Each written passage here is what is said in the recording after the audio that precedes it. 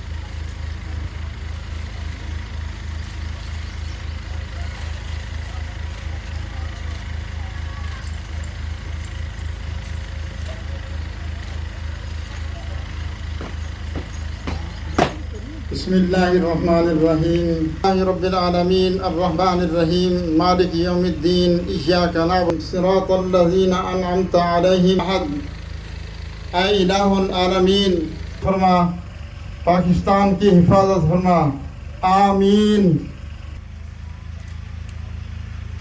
शहादत इस्लामी ताकत, शहादत।